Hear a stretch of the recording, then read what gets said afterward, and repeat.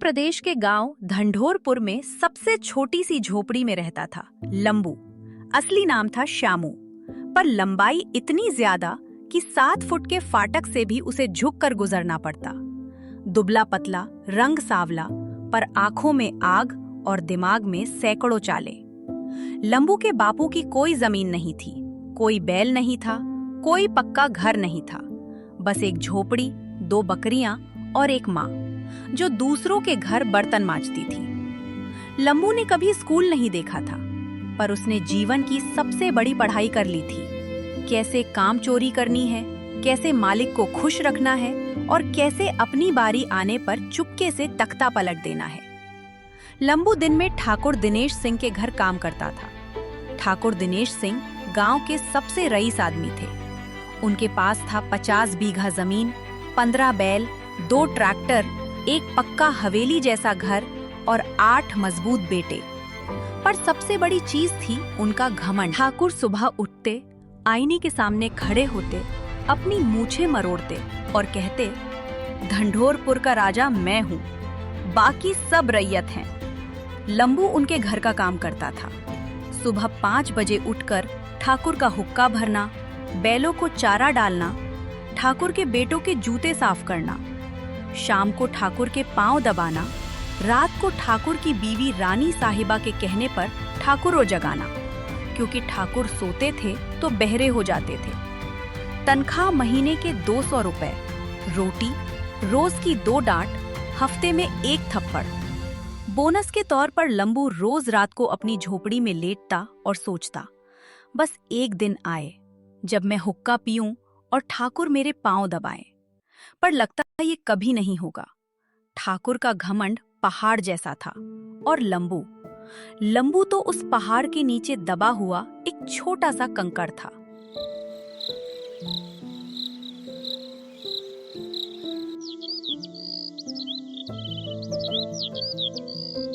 एक दिन गांव में हड़कंप मच गया। पोस्टमैन बद्री ने ठाकुर के घर एक लिफाफा दिया। उस पर लिखा था, जिला कलेक्टर कार्यालय जौनपुर, और नीचे लाल रंग में छपा था, अति आवश्यक। ठाकुर के हाथ कांपने लगे। उन्होंने सोचा, मेरी जमीन तो नहीं कट रही या कहीं कर तो नहीं बढ़ गया। ठाकुर को पढ़ना बहुत अच्छा नहीं आता था। उन्होंने कक्षा 5 तक पढ़ाई की थी, लेकिन पास वह इसलिए हुए क्योंकि मास्टर जी उनके कर्जदार थे। चिट्ठी खोली तो उसमें लिखा था, प्रिय दिनेश सिंह जी, आपकी जमीन के एक हिस्से पर सरकार द्वारा गांव को पानी देने वाली एक नई नहर परियोजना शुरू की जा रही है। कृपया 15 तारीख को कलेक्ट्रेट आकर अपने कागजात प्रस्तुत करें, अन्यथा उक्त भूमि पर दावा खत्म हो सकता है।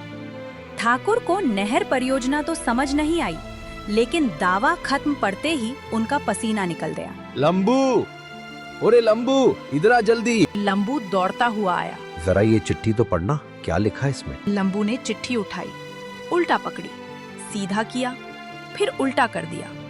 ठाकुर ने चिहुक कर कहा, तुझे पढ़ना भी आता है या ऐसे ही नाटक कर रहा है? नहीं ठाकुर साहब, पर मैं समझ सकता हूँ कि क्या लिखा है। तू कैसे समझ सकता अगर तुझे पढ़ना ही नहीं आता? ठाकुर साहब, मैं 40 साल का हूँ। 40 साल में मैंने देखा है कि जब भी सरकार की चिट्ठी आती है तो या तो जमीन जाती है या पैसा जाता है। यहाँ तो दोनों जा रहे हैं। ठाकुर का चेहरा सफेद पड़ गया। लंबू ने मौका देखा और दांव चल दिया। ठाकुर साहब, मैं आपको बचा सकता हूँ, पर एक शर्त पर। बता, क्या शर्त है तेरी? आज से मैं आपका नौकर नहीं, आपका सलाहकार हूँ। मैं जो कहूँ वह मानना पड़ेगा। ठाकुर ने सोचा, जमीन जा रही है, बेटे बेकार बैठे हैं, पत्नी डांट रही है, क्या करूं? ठीक है, अब बता क्या करूं? लंबू मुस्कुराया।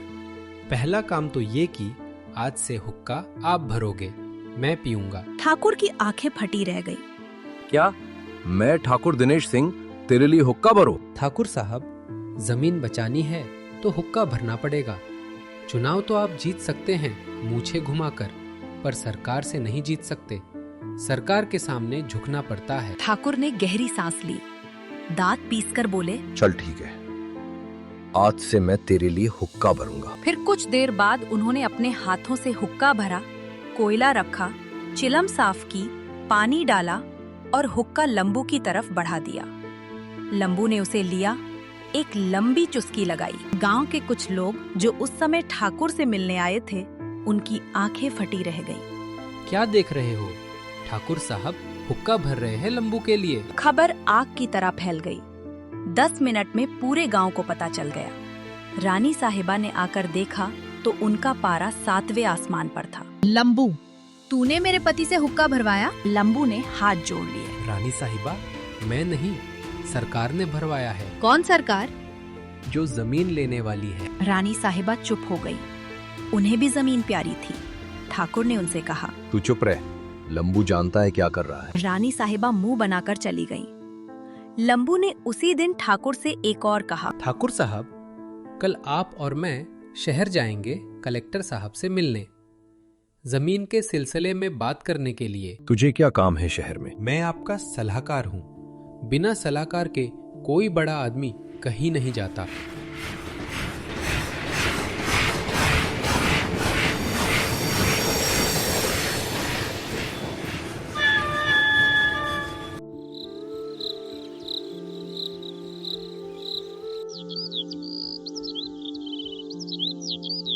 अगली सुबह ठाकुर ने अपनी नई कार निकाली और लंबू से बोला। जल्दी से ड्राइवर को बुला ले शहर चलने के लिए। नहीं, आप खुद ड्राइव करोगे, मैं पीछे बैठूंगा।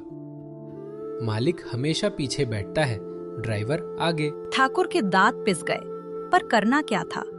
कार की चाबी घुमाई और ड्राइवर की सीट पर बैठ गए। लंबू पीछे टांग फैलाकर बैठा था। रास्ते में एक चाय की दुकान पर रुके। लंबू, नीचे उतर, 2 चाय ले आ। ठाकुर साहब, आप उतरिए, आप ले आइए, मैं यही बैठा हूँ। मैं क्यों जाऊं? तू जाकर ला चाय, क्योंकि तू मेरा नौकर है ना। अब मैं नौकर नहीं, सलाहकार हूँ। सलाहकार चाय नहीं लाता। ठाकुर ने खुद उतरकर चाय लाई। दुकान वाले ने पूछा। ठाकुर साहब, आप किसके लिए ले जा रहे हैं? अपने सलाहकार के लिए। दुकान वाले ने जीप के अंदर झांका, लंबू को देखा। उसकी समझ में कुछ नहीं आया। शहर पहुंचकर कलेक्टर साहब की चक्कर लगे। 2 घंटे बाद पता चला, चिट्ठी तो बिल्कुल साधारण थी, कोई जमीन नहीं जा रही थी, बस एक फॉर्म भरना था। ठाकुर ने लंबू की तरफ देखा, आग बरसती हुई नजरों से। लंबू, तूने मुझसे झूठ क्यों बोला? ठाकुर साहब, थोड़ा बहुत झूठ तो काम का होता है, वरना आप मेरी कब सुनते। ठाकुर गुस्से से कांप रहे थे। लंबू ने कहा। लेकिन एक सच बोलता हूँ, आपने पहली बार मेहनत की, हुक्का भरा, चाय लाई, कार चलाई, बुरा लगा? ठाकुर सोच में पड़ गए। असल में उन्हें बुरा तो लगा था, पर एक अजीब सी ताजगी भी महसूस हुई थी। पहली बार उन्होंने अपने हाथों से कुछ किया था।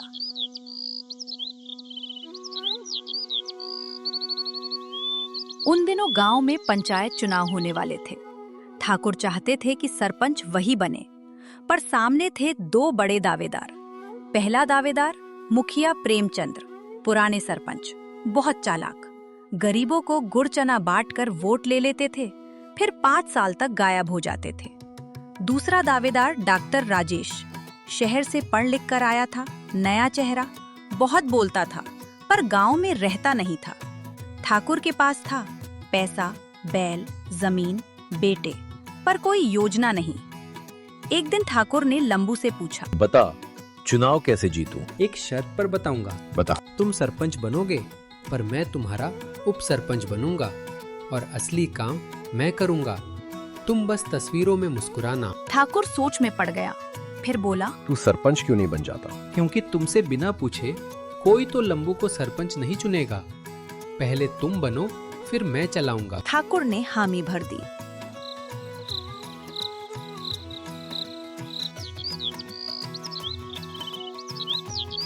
लंबू ने सबसे पहले किया गरीब बस्ती में डेरा डालना।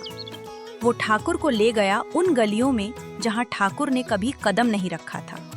वहां के लोग ठाकुर को देखकर डर गए। लंबू बोला। डरो मत, ये ठाकुर अब बदल गए हैं, ये अब गरीबों के लिए काम करेंगे। ठाकुर ने लंबू के इशारे पर वहां के बच्चों को बिस्किट बांटे, बूढ़ों के पैर छुए और एक बूढ़ी अम्मा के लिए खुद पानी लाया। गरीब बस्ती में लोगों की आंखें भर आईं। पहली बार किसी ठाकुर ने उनके लिए पानी उठाया था। लंबू ने दूसरा काम किया, मुखिया की पोल खोलना। उसे पता चला कि मुखिया प्रेमचंद्र ने गांव के स्कूल का पैसा खा लिया था। लंबू ने वो सबूत जुटाए।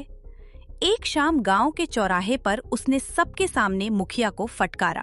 प्रेमचंद्र, स्कूल के पैसे से तूने अपनी बेटी की शादी में गजरे खरीदे? तेरा दामाद बाइक लेकर घूम रहा है। मुखिया का चेहरा लाल हो गया। वो बोला, तुम मुझे फंसाना चाहते हो, ये सब झूठ है। लंबू ने वो रसीदें निकाली जो मुखिया के दामाद की बाइक की थी। सब देखते रह गए। मुखिया का गेम खत्म।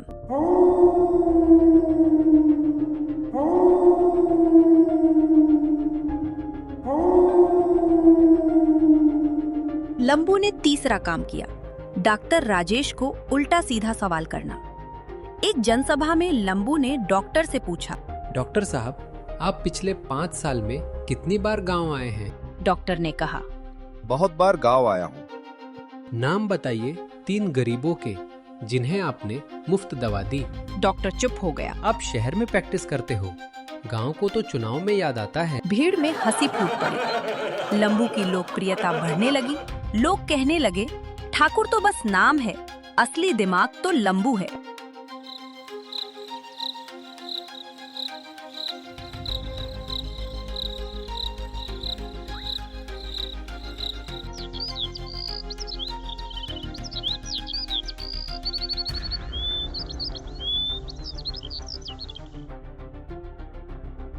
एक दिन ठाकुर ने लंबू को अकेले में बुलाया। लंबू, तू मुझसे तो ज्यादा चमक रहा है। लगता है लोग तुझे सरपंच बनाना चाहते हैं। ठाकुर साहब, चमकने दो ना। जब तक मैं चमक रहा हूँ, आपकी जीत पक्की है। जिस दिन मैं बुझ गया, समझो चुनाव हार गए। ठाकुर को बात तो सही लगी, पर दिल में कुछ खटका था। उसी रात ठाकुर ने अपने बेटों को बुलाया और कहा, लंबू पर नजर रखो। ठाकुर के बड़े बेटे राजकुमार को लंबू से बहुत जलन थी। राजकुमार ने ठाकुर से कहा, बापू, ये हमारा नौकर है, इसे सीमित रखो। पर तब तक देर हो चुकी थी। लंबू ने पूरे गांव में अपनी जड़ें फैला दी थीं।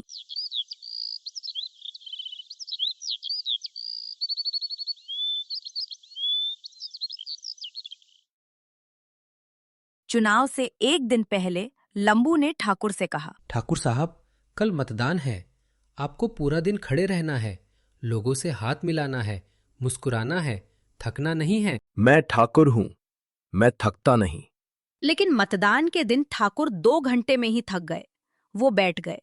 लंबू ने उन्हें उठाया। ठाकुर साहब, उठिए, अभी तो दिन शुरू हुआ है। ठाकुर ने गुस्से में कहा, तू खड़ा हो जा, मैं तुझे वोट डलवा दूंगा। लंबू ने ठंडे दिमाग से कहा, आपने वादा किया था, भूल गए? ठाकुर चुप हो गए, खड़े हो गए। दिन खत्म होते होते ठाकुर के पैर सूज गए, पर वो डटे रहे। लंबू ने उनके लिए पानी लाया, पंखा किया, पांव दबाए। ठाकुर ने कहा, तू मेरा पाँव क्यों दबा रहा है? अब तो तू सलाहकार है। ठाकुर साहब, मैं जब नौकर था तब पांव दबाना गुलामी थी, अब पांव दबाना अपनापन है, फर्क है। ठाकुर की आंखें नम हो गईं। शाम को मतगणना हुई। ठाकुर दिनेश सिंह 1180 वोट, मुखिया Premchandra 620 vote, doctor Rajesh 450 vote. Thakur जीत गए। जीत के बाद ठाकुर ने सबसे पहले लंबू को गले लगाया। लंबू, तूने कर दिखाया। तू पहले मेरा नौकर था, लेकिन आज तू मेरा भाई है। अगले दिन ठाकुर ने घोषणा की, लंबू अब मेरा उप सरपंच होगा। उसे आधी तनख्वाह मिलेगी और वो मेरे घर का मेहमान होगा, नौकर नहीं। गांव वालों ने तालियां बजाई। लंबू की मां फुलवा रो पड़ी। लंबू ने ठाकुर से कहा, ठाकुर साहब, एक और विनती आपसे कि आप गांव में विकास करोगे और गरीबों की मदद में हमेशा आगे रहोगे और गांव के स्कूल की मरम्मत करवाओगे। ठाकुर ने हामी भरी और पहली बार ठाकुर को गरीबों से प्यार मिला था।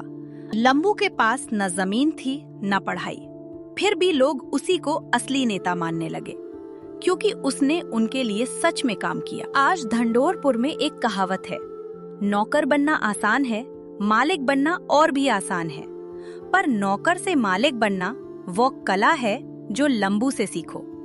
और लंबू आज भी रोज सुबह ठाकुर के घर जाता है, पर अब वो झाड़ू नहीं लगाता। अब वो ठाकुर के साथ चाय पीता है।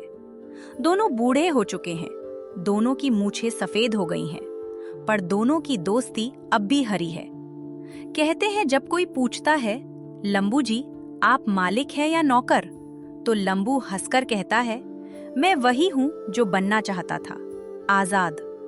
और आजादी का मतलब ये नहीं कि दूसरों पर राज करो, मतलब ये है कि कोई तुम पर राज ना करे।